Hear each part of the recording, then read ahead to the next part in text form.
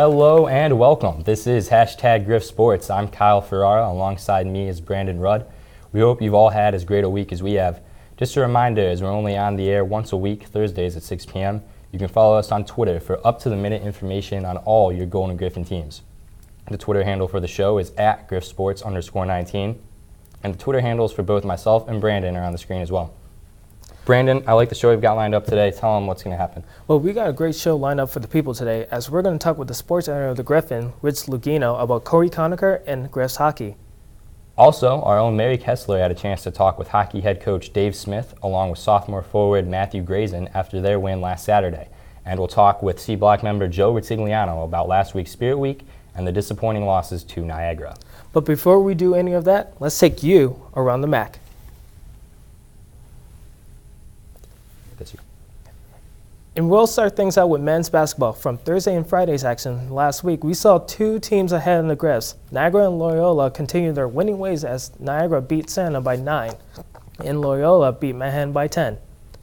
From the rest of the weekend's action, we had Iona beat Loyola in a battle of the two teams right ahead of the Griffs in the standings, and Manhattan beat Rider in a battle of the two teams right below the Griffs in the standings. The MAC standings now look like this. Niagara is in first place with a record of 9-1, followed by Iona, Loyola, Canisius, and Rider. Those are the 5 teams currently above 500% in conference play. Let's move on to the women's side of things now. Iona beat Niagara in a close one on Thursday, while Marist blew out Manhattan by 21 points on Friday. Canisius is currently sandwiched between those two winning teams in the standings. And on Sunday, we saw a couple of upsets. 6th place Rider beat 2nd place Fairfield by 12. 9th place Loyola pounded 3rd place Iona by 21 points, and last place St. Peter's got their first win of the season, beating Manhattan by 11.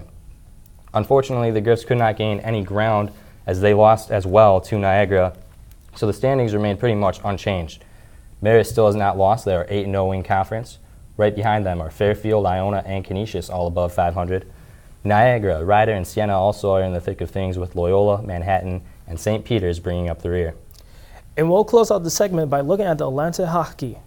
On Friday, we have Niagara and RIT concluding a 3-3 tie, while Air Force shut out Robert Morris and Bentley beat Holy Cross by 3. From the rest of the weekend through Tuesday, we saw Air Force beat Robert Morris by 3, Holy Cross got their revenge against Bentley with a 2-1 victory, and Niagara beat RIT in a high-scoring 6-4 affair. Taking a look at the standings, Niagara is still running away with the conference with a record of 4-1-2. But then everybody from Air Force down to Robert Morris is still alive. All these teams have no more than 8 losses, so the home stretch of the AHC schedule should provide plenty of intriguing matchups.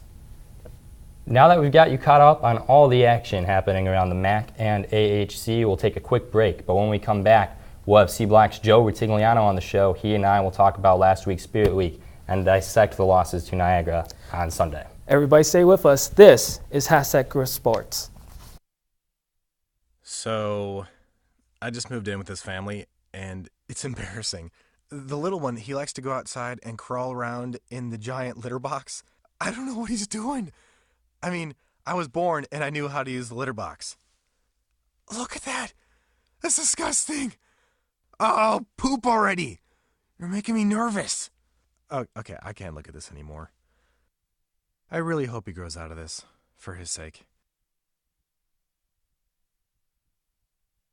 Here's your check.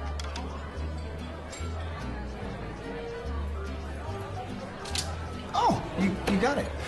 You know, since I got rid of my car, I really enjoy walking. Okay. God, no. Getting pulled over for buzz driving could cost you around $10,000 in fines, legal fees, and increased insurance rates. Oh, you're home early. You live with your mom? That'll set your game back a few years. Buzzed, busted, and broke. Because buzz driving is drunk driving. Welcome back. This is #Griff Sports, and I'm joined now by the Secretary of C Block, Joe Rutigliano. Thanks for being with us today, Joe. How you doing, Kyle? Well, I'm doing good. And the first thing I want to ask you about is Spirit Week last week. Did it turn out the way that everyone in C Block kind of expected it to? Yeah, I mean, we definitely got to kind of exhibit some more Griffin spirit. We gave away a lot of gifts to C Block members, including some Dre Beats, a TV, and we got a lot of support on the weekend. And our team, the hockey team picked up a victory, and the Niagara games weren't as successful. But still, it was a great weekend and a great week. We got a lot of people to give blood and stuff like that. So it was a great week for C-Block. Yeah, it certainly seemed to me that everyone was excited about it, and that's an excitement that hasn't always been around the athletic programs here. Were there any changes to it that you think might be made for next year, though? I don't think so. I think we did a really nice job. We've got some great leadership over there with our graduate assistant Scott Mosier and our president Megan Eschler, and everybody else on the e-board's great. For the most part, we changed it up a little bit this year by giving away a lot more interesting gifts and stuff like that for people to really kind of gain some more interest, get people to go to more games, stuff like that. So definitely, I think we'll continue along that road next year. Absolutely. And you were at both games Sunday, correct? I was at both games Sunday. All right. Well, what are your thoughts on what happened? Difficult matchup. Niagara's first in the MAC for men's basketball, and they played well. They didn't make many mistakes. We kind of threw the game away. Maybe not threw the game away, but definitely with about 10 minutes left, the guys kind of let them back into it, I'd say. So it was kind of difficult to see that. The women, that was also a really good game. We were down for a while. The women started to come back, make it a game, but then just couldn't hold out and really chip away enough. So it was tough, but I definitely think that both games coming up, when the women and men both play at Niagara, more interesting games. I think that the men are going to come out on top. There's a lot of interesting opinions about that game. You heard Billy Barron in the press conference after the game say, he thought the game was in the grasp and they kind of lost it. So the men are going to come out and give you a rough showing and take it right to Niagara. They don't belong in first place, in my opinion. So. Well, I completely agree. And you mentioned what Billy had said in the postgame. He said the same thing you did, that they kind of threw the game away and that was theirs to win. It shouldn't even have come down to that last-second shot that Billy threw up there. What were your thoughts on that? Well, when Billy threw up that shot, it was incredible. My first thought was there's absolutely no way. And then when it went in, I might have blacked out, like Billy said afterwards. We just went insane. I was jumping around, screaming, yelling, celebrating, and then the bad news came. But that's basketball, and I'm glad that it wasn't a blown call. The ball was still in Billy's hands. We saw it in the replay. So the refs made a good call. It just stinks we couldn't come out on the other end of it. So really exciting weekend. There should be more people interested in Griff's basketball. They're a really talented team. 13-8, something like that. Mm-hmm. So the future's bright, and I'm excited for this weekend. We got a couple of tough games against Loyola and Iona. Yeah, and you would certainly hope that these are signs of good things to come with this program. Now, the thing with Niagara, in the 2006-2007 athletic season, they started what's called the Battle of the Bridge, and the winner of that every year gets the Canal Cup. Right. Canisius has won 4 of the 6 years it's existed. And you've been here at Canisius longer than I have. Do you think that this all-sport competition adds to the rivalry? Yeah, absolutely. I think that makes it more about all the, obviously it's an all-sport, so it makes it all about all the sports, but then you don't have to just focus on, just basketball or just, Niagara's talented at soccer, just certain sports. So now, take everybody into account, and it's honestly, I think it's one of the better things that's come out of this rivalry, and we've won 4 of the 6 years, so not anything to be too upset about right now. No, not really. The only down spot, and let's take a look at the scoring before I get into this. Okay. You get 2 points for winning each basketball, soccer, and lacrosse game, 1 point for each hockey and volleyball match. 2 points go to the winner of the baseball season series, 2 to the winner of the softball doubleheader, and 2 points to the school that finishes higher in the MAC championship in both swimming and diving, cross country, and golf. Right now, Niagara is up on Canisius 10-5. For Niagara to win the cup this year, they need 17 points. For Canisius to retain it, they need 16.5. Even though Canisius is kind of in this hole right now, they still have a chance to retain the cup, don't they? Yeah, absolutely. Last year we saw Canisius really struggle in fall sports. We didn't really win a lot of those games. And then come the winter, we still, men's basketball lost both games. Women's basketball did win one. Swimming was able to come up huge with a win there in the MAC championships.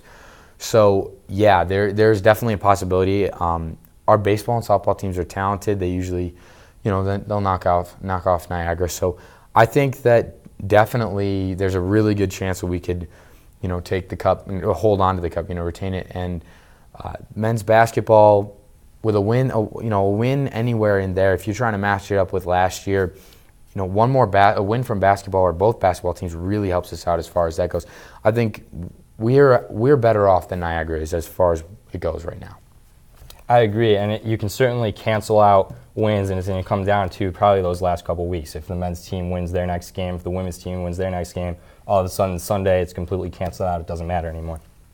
So last question I want to ask you, going back to C Block a little bit, what events do you guys have coming up that we should be looking forward to the next couple weeks? Well, we've got a couple events.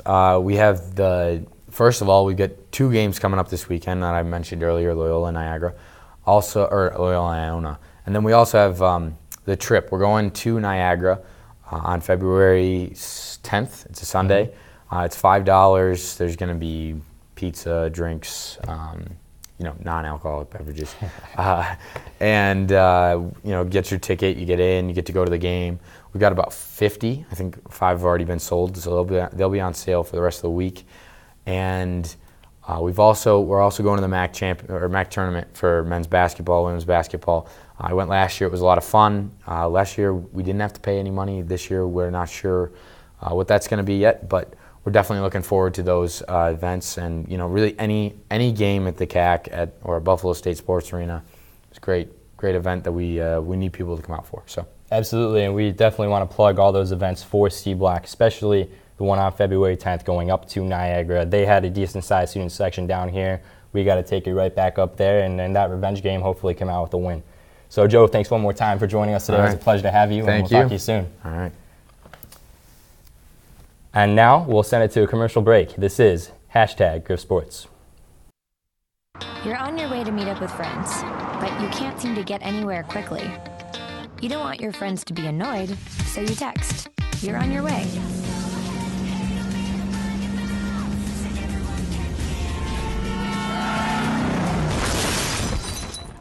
Five seconds is the average time your eyes are off the road while texting while driving. Make sure you get where you're going. Hey, I'm Anderson Cooper. As a parent, you want to make sure that your child knows how to deal with bullying when they see it happening. And chances are they want to help, but they don't really know how. Teach them that the best thing to do is calmly walk away, find a teacher or other adult, and speak up. And do your part. Be that adult they can talk to and trust will listen. Join me to help stop bullying. Go to stopbullying.gov to find out more.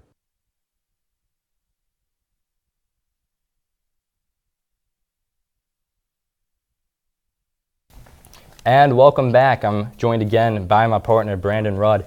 Brandon, Joe and I just talked about the Battle of the Bridge and Niagara, and now we're going to incorporate that into a game that we're going to call odds.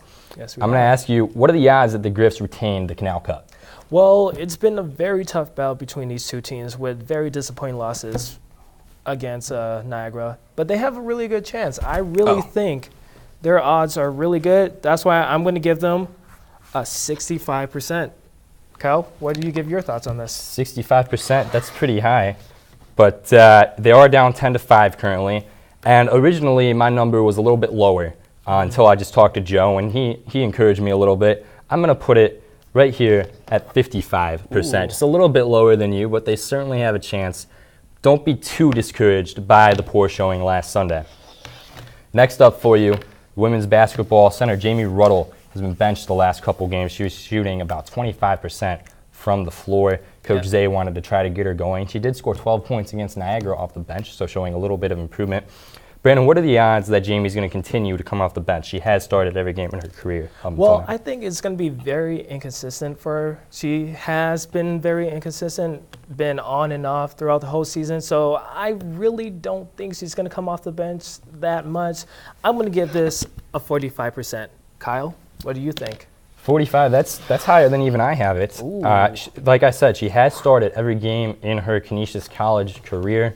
I think that Coach Zay kind of just wanted to get her going. We saw good things with the 12 points against Niagara. She's going up inside a little bit tougher. My number is going to be about 30% lower. We're going to say 15% that Jamie Ruddle stays on the bench this year. Ouch. I would not like to have that number. Absolutely not. But the big news everywhere is Corey Conacher, who is taking the NHL by storm. Brandon, what are the odds after his success so far, 3 goals, 6 assists in 6 games, that he's the NHL's Rookie of the Year?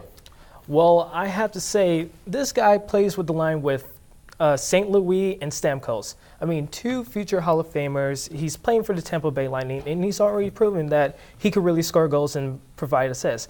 I'm going to give him a really high number of 75. I mean, this guy is really good. What do you think, Kyle? Well, he's certainly good. I think 75 is a little bit bold, certainly. One thing I think that he has in his favor, though, with the lockout and a shortened season, a lot of teams are going to have to rely on veterans.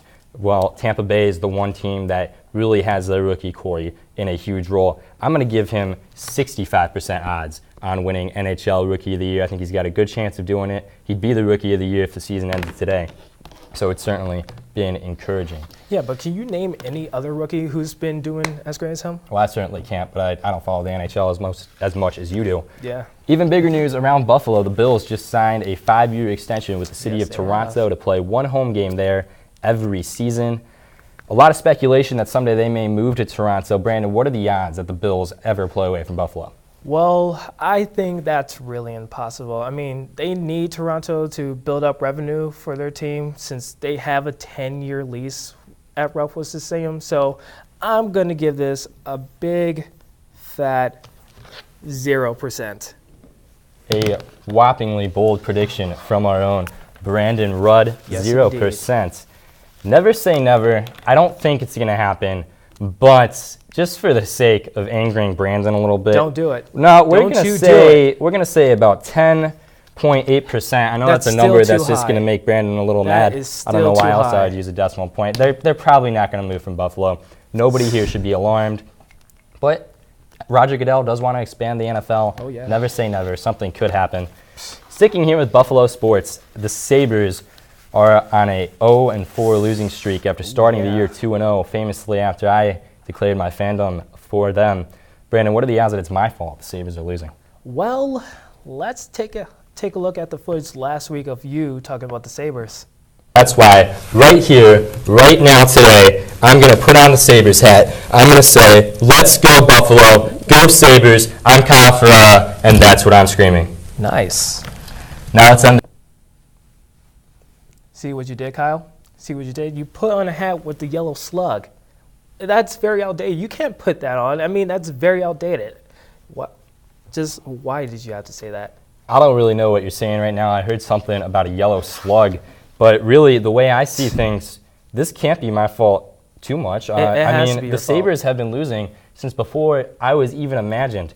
So I've got to say, really, 0% chance that it's my fault the Sabres are losing. Yeah. You know what? I've got a lot going for me. I'm young. I'm attractive. It is in no way my fault that the Sabres are 2-4 now. That's Buffalo. That is a very bold statement. I give it a 99.9% that it's your fault. Well, regardless of what the odds there are, we're 100% certain that our own Mary Kessler was able to cover the Griff's hockey game last Saturday. She was able to talk with head coach Dave Smith and sophomore forward Matthew Grayson following their win against Mercyhurst. We'll see what she was able to gather, and then we'll talk with the editor of the Griffin, Rich Lunghino.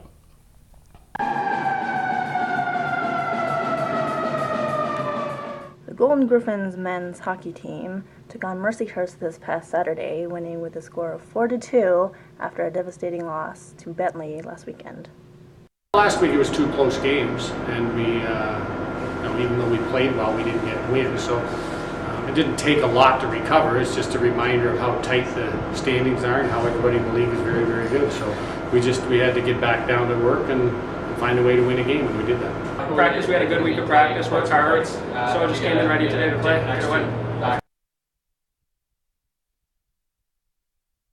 Positive things come from the right kind of pressure and desperation, and I really felt that there was a lot of pressure that our guys put on themselves, and that pressure led us to play our best hockey as the game, got closer to the end. And the third period was just the end result, but I thought we played very well and built our game up to a very high level as it progressed. Just kind of got back to basics, kept it simple, worked on everything, and just really came in ready to play today. I like our team's chances a lot. I think that every night you want to get points, whether it's 1 point or 2 points. You got to keep chipping away. It's going to come down to the last weekend. It's going to come down to a few points here and there, and as long as we can get points every night, then we're going to be in a good position. I thought it was a great goaltending battle. Both goalies on both teams played very well. There was moments when it was 1-0 for Mercyhurst that Capel made some great saves, and there was moments when it was 3-2 for us. He made some great saves. So I thought he gave us championship-style goaltending today.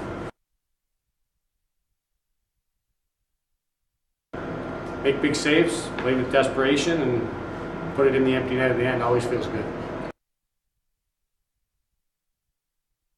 Same thing as today. It'd be great to get another sweep this year, and it's going to be a huge game because I think we're tied with them or somewhere right around in the standing, so it's going to be a huge game. So, a desperate battle against a desperate team that, we got the upper hand tonight, but the teams are very, very close, and we're going to need to have a very high pressure and high desperation factor for us to come out on top. Thanks, Mary. I'm now joined by Rich Lunghino, sports editor of the Griffin. Rich, welcome to the show. Thanks for having me. No problem. It's good to have you here. Now, that video is from the game on Friday. The Griffs played again on Tuesday, falling to Mercyhurst 5-2. A bit of a reversal from the game on Saturday. This time, it was the Griffs who were up 2-1 going into the third period before Mercyhurst took it away. They've now lost 3 of their last 4 games, Rich. What's the state of the Griffs right now? They're kind of in the state they usually are. They're kind of a middling team right now. They're still trying to find their identity. However, over the weekend, their power play did start to click finally. Chris Rumble, I talked to Dave Smith today, and he said Chris Rumble at the point has really made a huge difference. Freshman Ralph Kademi scored 2 power play goals, so I think that part of their game is starting to come around. But they're still trying to find who they are, and in Atlantic hockey, there's a lot of parity in the league, so any team can win any given night. So, I mean, it's not to say that they can't make a good push here at the end of the season here. Certainly, and we'll talk about that parity in just a second, but you kind of mentioned how they've been improving on the power play. Tell me a little bit about the strengths and weaknesses for this team. Big strength for this team all year long has been defense and their goaltending. Tony Capobianco, who's been the starter for the Griffs all year, he's put up amazing statistics and not nearly enough wins that he should be. Same thing with Keegan Osmondson, who stepped in relief once in a while. He's been performing pretty well. And just the D-core in general, Ben Parker, Chris Rumble, a couple other guys, Ben Danford, they've been really solid in their own end. Griffs are still struggling scoring goals sometimes, although this past weekend, their win, they did score like 5 goals. So I think that part of the game is still starting to come around there. So I would agree. And now let's get to that parity aspect you mentioned. There's a lot of teams bunched up. All but 3 have 5 to 8 losses on the season. Niagara's on top, though. They're 14-1-2 in AHC play. Are they the clear favorite to win this conference? I think they are. No one's really been able to dent Carson Chubak and their defense thus far. They have a really deep, solid team. The game they played here earlier in the season, I mean, Canisius kept it close to them. It was a 2-1 loss, but I really think Niagara's taking a stranglehold on the conference, and it's going to be tough to unseat them in first place there. What about the rest of those teams? As I mentioned, all 5 to 8 losses. Where do the Griffs stack up with them? I think they have a chance to beat all of them. I mean, they beat RIT earlier this year pretty handily in their building. Holy Cross, the Griffs have had some trouble with them. Mercyhurst, same thing. But it's really any game can be anyone's game. So, I mean, there's no reason they can't move up. Well, and that's what should make it so interesting down the stretch, is that all these should be entertaining games. Let's switch gears a little bit now and talk about the player who is taking the nation by storm, Corey Conacher of the Tampa Bay Lightning. Did you expect him to be so successful in the NHL? I would say I was very surprised that he is this successful. Watching him for 4 years, I thought he'd be, if he did make the NHL, he'd be kind of a Nathan Gerbe type player. I mean, smaller guy with a lot of heart that can muck it up in the corners and maybe chip in once in a while, but definitely not to the extent that Corey's been putting the puck in the net. So I was definitely very surprised. I was very surprised he scored in his first game of all things. So yeah, that was pretty amazing. It's great to have that publicity for Canisius. Do you think he could be the NHL's Rookie of the Year? I think he has a very good chance. I mean, I think he's top 3 I mean, he's second place in rookie scoring, either second or first, with Vladimir Tarasenko of the Blues.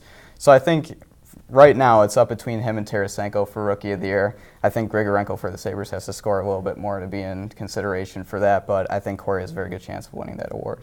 It would definitely be great for him, for Canisius, for all of his fans out there.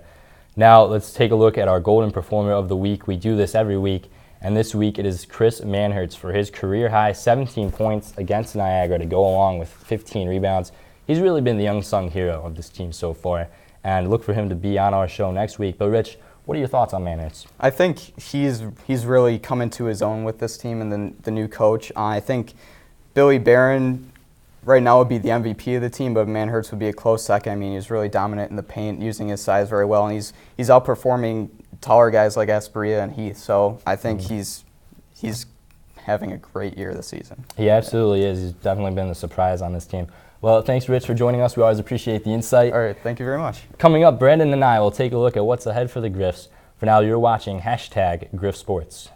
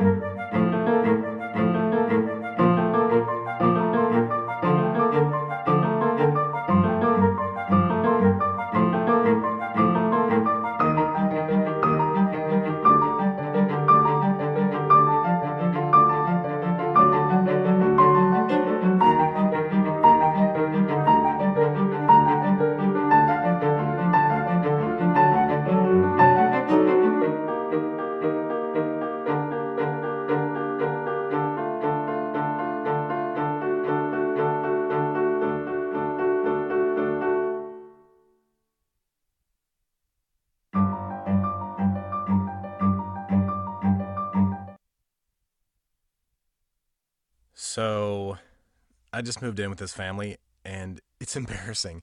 The little one, he likes to go outside and crawl around in the giant litter box. I don't know what he's doing. I mean, I was born and I knew how to use the litter box. Look at that. That's disgusting. Oh, poop already. You're making me nervous. Oh, okay, I can't look at this anymore. I really hope he grows out of this, for his sake. Welcome back. This is #Griff Sports. Brandon, we'll get to That's What I'm Screaming in just a second, but first, let's take a look at what's coming up this weekend for the Griffs. Men's basketball gets the weekend started as they're just over a half an hour away from tip-off against Loyola at the CAC. Women's basketball begins their road trip in Poughkeepsie on Friday as they take on Marist before heading over to play against Manhattan. Hockey looks to get back on the win column as they have a home and away series with Holy Cross, a team just ahead of them in the AHC standings. And synchronized swimming will compete in the Canisius Invitational right here in the CAC. We'll have a report on them next week. Now let's go over to Kyle for his rant titled, That's What I'm Screaming. Kyle? Well, thanks, Brandon. And there's certainly been a lot of outrage here regarding the Bills playing in Toronto. As of yesterday, it was the most outrageous, most noise I've heard Buffalo fans making since just 3 weeks ago during the NHL lockout. Certainly a lot to be angry about here, but let me tell you right now, let's just relax for a little bit. Brandon and I both talked about it in odds. There's a very small chance the Bills are ever going to move to Toronto. They are Buffalo's team. They are going to stay here for a long, long time. They've got that 10-year lease with Ralph Wilson Stadium. Look, everybody settle down. It's good for the game. It gets it in Toronto. And you know what? It's only an hour and a half away. If you want to go see the team, that's not that far. Heck, I live an hour away from Cleveland Brown Stadium in Cleveland. It's an extra 30 minutes. I think we all can do it. And look, if it's really that bad over there in Toronto, don't go. Stay in your living room. Enjoy the game from there. Truth be told, that's better than going to the game. And eventually the NFL will say, hey, look, nobody is going to watch these guys in Toronto. Let's scrap it. You'll get your 8th home game back. It'll all be okay. So let's all simmer down. And for today, I'm not screaming. I'm bringing us all to a silent whisper over something that shouldn't be that huge of a deal. Well, as a Buffalo Bills fan, I think I have to disagree with that. I mean, not everybody's overreacting. I mean, Toronto actually does help us out in revenue and keeps us here. That's why we signed a 10-year lease. And besides not going to the game, people need to go to the game. Roger Goodell wants Buffalo Bills to be the gateway for Canada to be in the NFL and help boost their revenue all around the NFL. So I think it's a pretty good job. Well, and it certainly could be worse. Being from Cleveland, the team that very well should be Cleveland's own, the Baltimore Ravens, of course, the Browns moved there in 1995, are playing in the Super Bowl this Sunday. Should they win, it'll be their second Super Bowl since leaving the city of Cleveland. I can tell you that's a heck of a lot worse than having one game an hour and a half up north, even if it is in Canada. Thanks, everybody, for joining us today. We'll be back next week, Thursday at 6, right here on Channel 19. Tweet us at GriffSports_19. This has been #GriffSports. See you then.